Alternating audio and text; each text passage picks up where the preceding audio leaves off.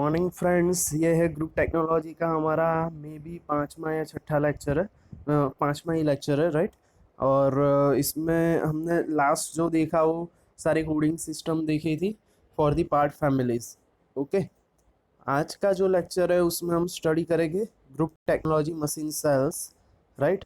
तो group technology machine cells क्या होते हैं?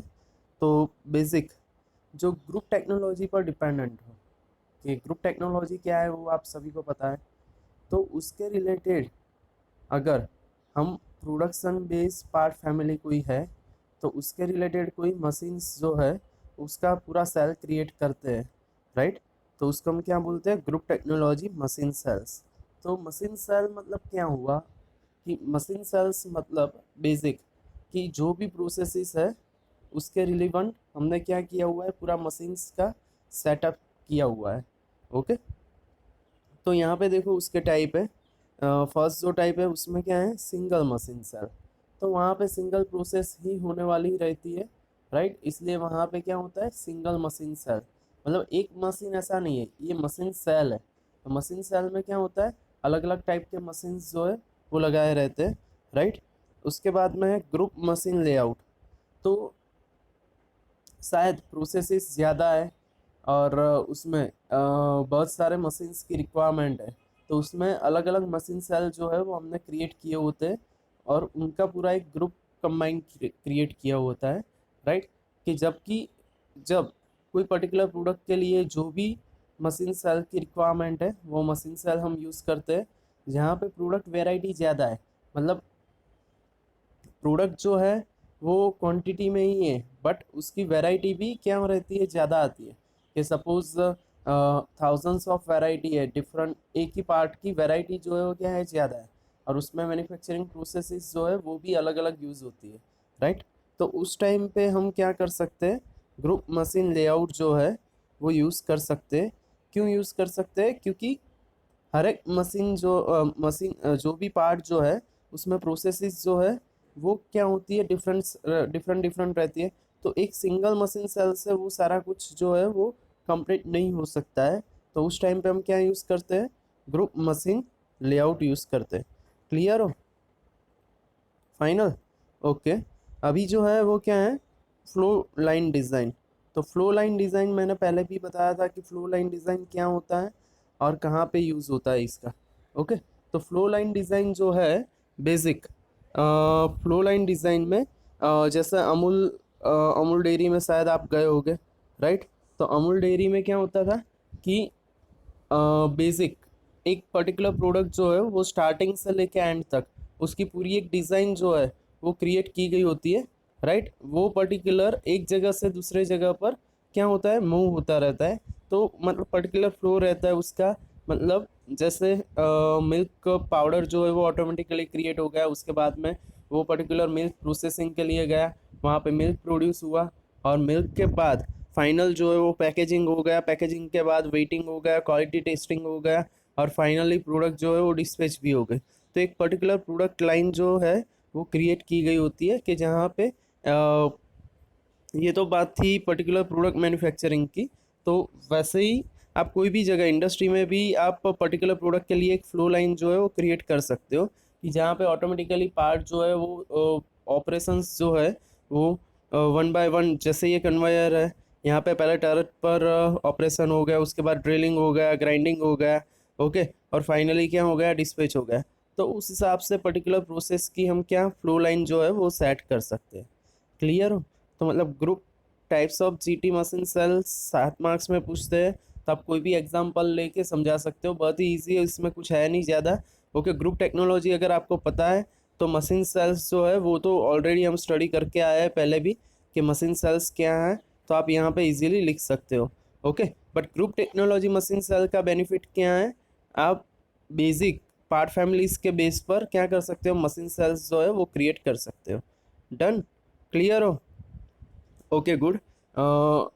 लास्ट लेक्चर में जो हमने स्टडी किया था ग्रुप क्लियर है?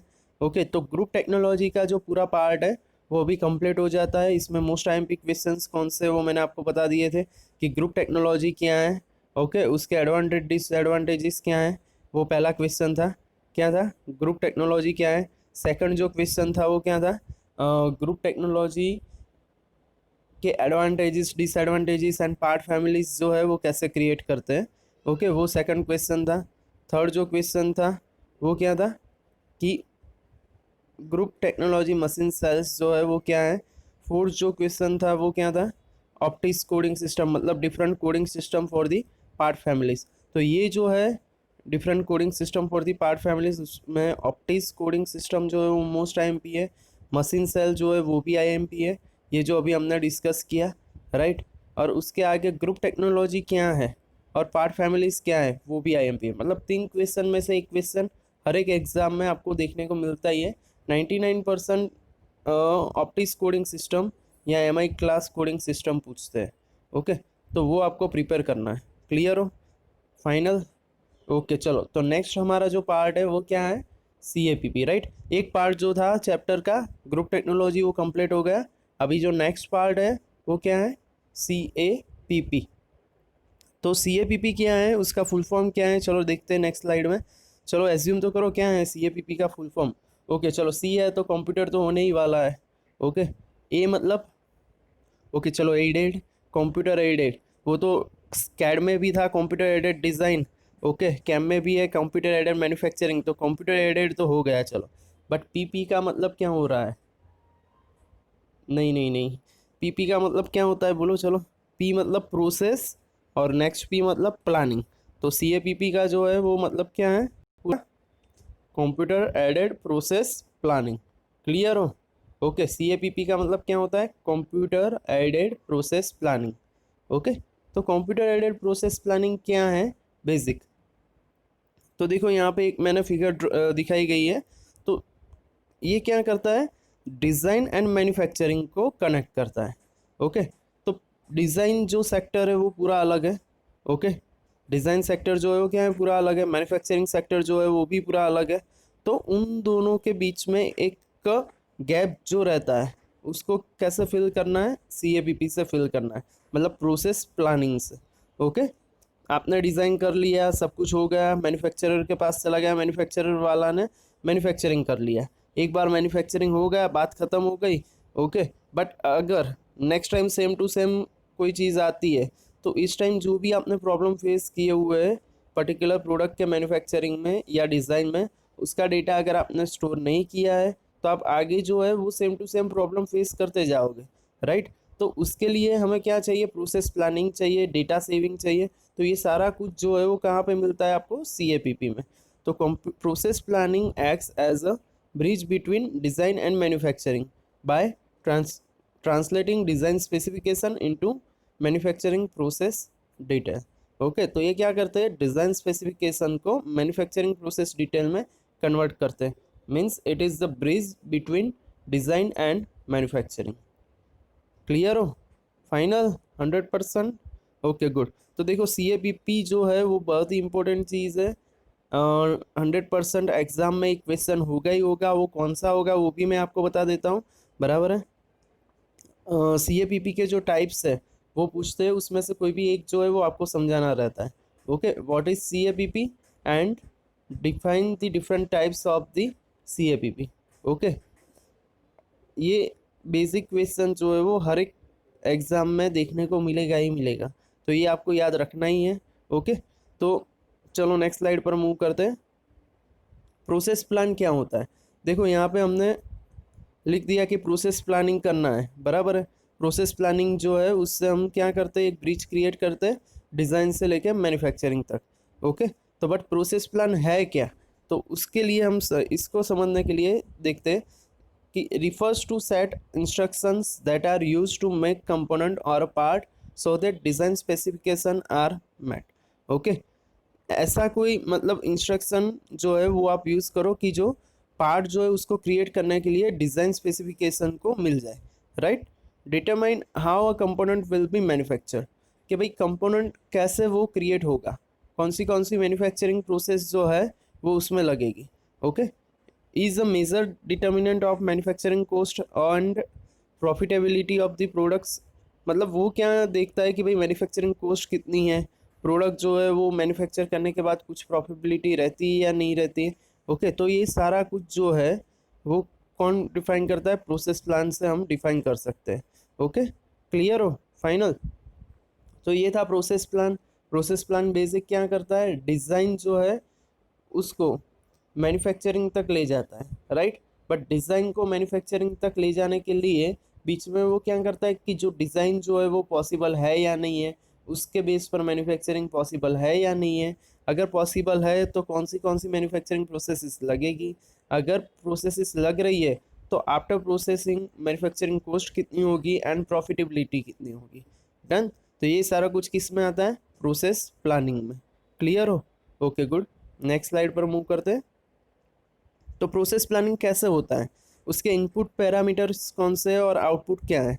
ओके, तो इनपुट में देखो, सबसे पहले क्या होता है हमारा? फैसिलिटी लेआउट रहता है। उसके बाद में आपके पास नॉलेज कितना है, वो तो सबसे इम्पोर्टेंट है। ओके, है या नहीं है? 100% है, क्योंकि हर एक चीज़ नॉलेज से ही सॉल्व होती है। ऐसे ही बस ट्राई कर लिया और सॉल्व हो गया, ऐसे नहीं होता है। ओके, मतलब नो डाउट नॉलेज लेने के लिए ट्राई तो करना ही पड़ता है, बट नॉलेज जो है वो इम्पोर्टेंट चीज़ है, इसीलिए तो एक्सपीरियंस पर्सन जो है उनकी डिमांड मार्केट में ज़्यादा रहती है। ओके, तो फैसिलिटी लेआउट जो क्या है वो वर्कशॉप है आपका। ओके, कि आपके पास कौन सी फैसिलिटी अवेलेबल है, कौन से मशीन्स अवेलेबल है, वो सारा कुछ किस में रहता है? फैसिलिटी लेआउट में। नॉलेज जो आपके पास है कि कौन सी प्रोसेस कैसे होने वाली है। डिज़ाइन पैकेजेस, क्योंकि हर एक चीज़ के लिए डिज़ाइन करने के लिए अलग अलग पैकेजेस चाहिए। जैसे हम सॉलिड वर्क्स में क्या करते हैं, अलग अलग डिज़ाइन करते हैं, वैसे ही CAPP के लिए भी पर्टिकुलर प्लानिंग सॉफ्टवेयर जो है मार्केट में अवेलेबल है। ओके, इंडस्ट्रियल इंजीनियर वो तो चाहिए ही चाहिए, अलग मतलब डिफरेंट डिफरेंट इंजीनियर्स जो है वो चाहिए। ओके, उसके बाद में टूल एंड गेज डिज़ाइनर्स, मतलब कौन से टूल हमें चाहिए उसके डिपेंडेंट डिज़ाइनर, मतलब ये सारा कुछ इसमें आ गया। इंडस्ट्रियल डिज़ाइनर जो है वो सारा कुछ कवर कर लेता है, मतलब हर एक फील्ड के इंजीनियर हमें चाहिए। ओके, अभी आउटपुट हमें क्या मिलता है? एक तो टाइम सेविंग, क्योंकि एक बार हमने ये प्लानिंग कर लिया है। ओके, तो उसके बेस पर हमें पता चल जाता है कि भाई कौन से टाइम पे कौन सी प्रोडक्ट कंप्लीट होगी। अगर उसको कम टाइम में कंप्लीट करना है तो कैसे करना है, और अगर नेक्स्ट टाइम सेम प्रोडक्ट आ जाती है, ओके, तो इजीली हम इस डेटा को फेच कर सकते हैं। तो अल्टीमेटली टाइम सेविंग भी होता है और एक टाइम ग्राफ आपको मिल जाता है कि कौन सी प्रोसेस कब कंप्लीट होगी। इंटेलिजेंस, इंटेलिजेंस मतलब क्या हुआ कि भाई प्रोडक्ट जो है वो अभी कौन से स्टेज पर है, at the stage of completion और इंटरमीडिएट स्टेज, वो डायरेक्टली आपको पता चल जाता है। मशीनिंग ऑपरेशन प्लान, तो मशीनिंग ऑपरेशन प्लान मतलब कौन सी मशीनिंग प्रोसेस के बाद कौन सी मशीनिंग प्रोसेस होगी वो आपको पता चल जाता है। एनसी पार्ट प्रोग्रामर, अभी एनसी पार्ट प्रोग्रामिंग जो है वो कैसे, मेन चीज़ क्या है देखो, एनसी पार्ट प्रोग्रामिंग मतलब क्या है कि आपने अगर डिज़ाइन कर ली है, ओके, तो उसके बेस पर प्रोग्रामिंग जो है वो प्रोग्रामर करता है। अभी आपके पास सॉफ्टवेयर अवेलेबल है, वो डायरेक्टली आप प्रोग्रामिंग कर लेते हो, बराबर है। बट पहले क्या रहता था कि प्रोग्रामर्स रहते थे, वो डायरेक्टली सॉफ्टवेयर में, मतलब सॉरी, प्रोसेसर जो है जैसे फानुक का कोई एनसी मशीन है तो उसके बाहर जो है प्रोसेसर लगा रहता है, उस प्रोसेसर में वो मैन्युअल प्रोग्रामिंग टाइप करता है। तो वहाँ पे क्या रहता है, एनसी पार्ट प्रोग्रामर रहता है और प्रोसेस प्लानर, मतलब प्रोसेस कैसे होने वाली है उसका प्लानिंग जो है वो आपको मिल जाता है। डन। तो ये जो है वो सारे आउटपुट आउटपुट है। ओके, और उसमें बेसिक कंस्ट्रेंट कौन से कंस्ट्रेंट मतलब क्या होता है? लिमिटेशन, हर एक प्रोसेस में कुछ ना कुछ तो लिमिटेशंस जो है वो रहती ही है। जैसे डिज़ाइन का मैंने फंडा बताया था कि डिज़ाइन जो है कभी भी आप कर रहे हो तो उसमें कुछ ना कुछ लिमिटेशंस रहती है। जैसे टेबल की डिज़ाइन करते हो, राइट, तो टेबल की डिज़ाइन में क्या लिमिटेशंस रह जाती है कि टेबल पर पर्टिकुलर एक डायरेक्शन में हम फोर्स लगा रहे हैं, तो दूसरी डायरेक्शन में क्या होता है वो फिक्स रहता है, वो दूसरी डायरेक्शन में कभी मूव करेगा ही नहीं। जैसे बेस है, ओके, बेस पर टेबल पड़ा हुआ है, टेबल को हम सपोज ये बेस है, ओके, उसके पर हम क्या रखते हैं, ये हमारा टेबल है सपोज, और उस पर हम फोर्स लगा रहे हैं, तो फोर्स कौन सी डायरेक्शन में लग रहा है? डाउनवर्ड डायरेक्शन में। ओके, यहाँ पे भी लग सकता है, यहाँ पे भी लग सकता है, मतलब फोर्स कोई भी डायरेक्शन में लग सकता है, बट मैक्सिमम फोर्स जो आएगा वो कौन सी डायरेक्शन में आएगा? डाउनवर्ड डायरेक्शन में। अभी टेबल जो है वो नीचे की साइड मूव करेगा अगर फोर्स आएगा तो? नहीं करेगा, तो वो क्या हो गया, हमारी लिमिटेशन हो गई। क्या होगा? लिमिटेशन, कि टेबल कभी नीचे की साइड मूव नहीं करेगा। अगर आप फोर्स अप्लाई कर रहे हो तो टेबल कभी नीचे की साइड मूव नहीं करेगा, वो वहाँ से क्या है, फिक्स है। ओके, क्लियर हो या नहीं हो? Okay, done. तो उसको हम क्या कहते हैं, कंस्ट्रेंट कहते हैं। वैसे ही मैन्युफैक्चरिंग प्रोसेस में काफ़ी सारे कंस्ट्रेंट्स रहते हैं, तो वो हमें डिफाइन करने रहते हैं, और मैकेनिज्म्स जो है वो भी हमें डिफाइन करने रहते हैं। तो ये जो है पूरा प्रोसेस प्लानिंग है। ओके, तो प्रोसेस प्लानिंग कैसे होता है वो आपको क्लियर होना चाहिए। अगर ये हो गया तो आगे जो CAPP के टाइप्स है वो आप इजीली मतलब समझ पाओगे, उसमें क्या करना है वो, मतलब बेसिक जो है उसका वो क्लियर हो जाएगा, तो उसके टाइप्स जो है वो क्लियर हो ही जाएंगे। और देखो, जब से कैम सब्जेक्ट स्टार्ट हुआ है तब से मैंने बताया कि कैम जो है उसका फुल फॉर्म क्या है। कैम जो है उसका फुल फॉर्म क्या है, कंप्यूटर एडेड मैन्युफैक्चरिंग।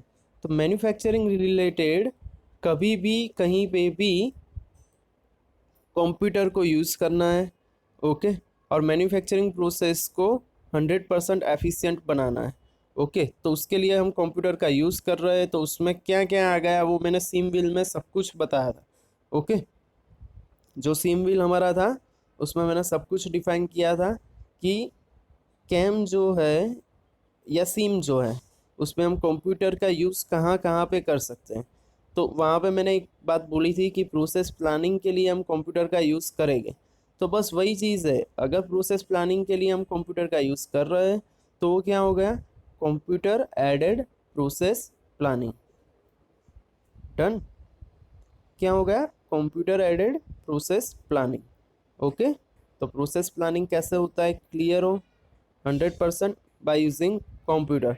तो देखो इसमें क्या है, मार्केट में बहुत सारे सॉफ्टवेयर्स जो है वो अवेलेबल है कि जो आपका प्रोसेस का क्या करते हैं, प्लानिंग पूरा, या आपने पर्टिकुलर कौन सा प्रोजेक्ट कब किया है तब से लेके वो प्रोजेक्ट जो है वो अभी जो नया प्रोजेक्ट आया उसके साथ क्या सिमिलरिटीज़ है, उसके साथ कंपेयर करके आपके पास अभी कौन से टूल है, कौन सी मशीनिंग प्रोसेस आप पर्टिकुलर इंडस्ट्री में, अपनी इंडस्ट्री में कर सकते हो या तो बाहर से करवाना पड़ेगा। ये सारी चीज़ जो है वो आप इजीली इसमें रन कर सकते हो। क्लियर हो, फाइनल, 100%। Okay, good. तो आज का लेक्चर इतना रखते हैं, नेक्स्ट लेक्चर में हम इसके अलग अलग टाइप्स जो है वो स्टडी करेंगे। Thank you very much. और हाँ, जो भी वर्कशीट जो है आप लोगों को दी गई है वो टाइम टू टाइम सबमिट करवाइए। देखो 50% स्टूडेंट्स जो है उन्होंने करवाई है, 50% स्टूडेंट्स की बाकी है। फिर ऐसा मत बोलना कि दिसंबर था उस टाइम पे सब कुछ साथ में करवा लिया। ओके, तो लॉकडाउन है तो फिर भी लॉकडाउन जो था वो ख़त्म हो गया है, अभी आप लोग घर पे हो, बराबर है। बाहर 5 पेजेस भी मिल रहा है। हाँ, काफ़ी सारे स्टूडेंट्स का ये क्वेश्चन था कि हम 5 पेज में लिखे या हमने पहले से बुक में लिखा हुआ है तो उसमें कंटिन्यू करें। वो देखो आप पर डिपेंड है, आपको 5 पेज में लिखना है तो भी चलेगा मेरे सब्जेक्ट में। हाँ, पर्टिकुलर मेरे सब्जेक्ट में आप अगर 5 पेज में लिखते हो तो भी चलेगा, और नोटबुक में लिख रहे हो तो भी चलेगा। बट पर्टिकुलर क्वेश्चन के अंदर जहाँ पे फिगर मेंशन है तो फिगर ड्रॉ होनी चाहिए।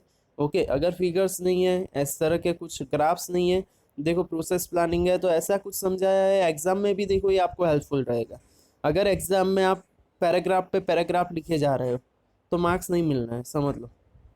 अगर ऐसा कुछ आपने क्रिएटिव किया हुआ है, हमारी जो लास्ट स्लाइड थी, ये देखो व्हाट इज CAPP आपने देख लिया, और आपने यहाँ पे कुछ डिज़ाइन का कुछ क्रिएट किया हुआ है, यहाँ पे कुछ मैन्युफैक्चरिंग का क्रिएट किया हुआ है, और यहाँ पे एरो ड्रॉ किया हुआ है।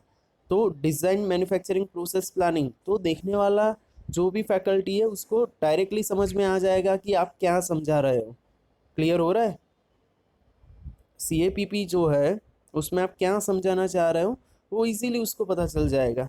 तो मतलब एक बार अगर आपसे हो सके तो शांति से ऐसे ही जो भी आप लिख रहे हो वो ऐसा ही सोचो कि आपको फ्यूचर में कहीं ना कहीं एग्ज़ाम पॉइंट ऑफ व्यू या कहीं पे भी इंडस्ट्री में जाओगे वहाँ पे आपको यूज़ में आने ही वाला है। ओके, तो उस तरह से आप प्रिपेयर करोगे तो बहुत ही अच्छा रहेगा, क्योंकि क्या है, बेसिक चीज़ जो है वो हम सिर्फ एक दो मतलब पर्टिकुलर थिंग के लिए हम क्या करते हैं, प्रिपेयर कर लेते हैं, बट फिर क्या करते हैं, भूल जाते हैं। बस याद रह गया, लिखने के लिए लिख लिया, बट वो आप 5 मिनट जो इन्वेस्ट कर रहे हो, ओके, तो वो ऐसे करो इन्वेस्ट कि आगे कोई प्रॉब्लम ना हो। ओके, क्लियर हो। तो असाइनमेंट्स वगैरह आप टाइम टू टाइम सबमिट कराओगे। ओके, वर्कशीट जो है वो ऑलरेडी जो है वो सारी कुछ आपको मिल जाती है। देखो अगर हम टाइम टू टाइम आपको दे रहे हैं ओके, तो आप भी टाइम टू टाइम सबमिट करवाने का ट्राई करो ना, है ना? कर सकते हो ना? ओके, चलो, thank you very much to watch the video. Thank you.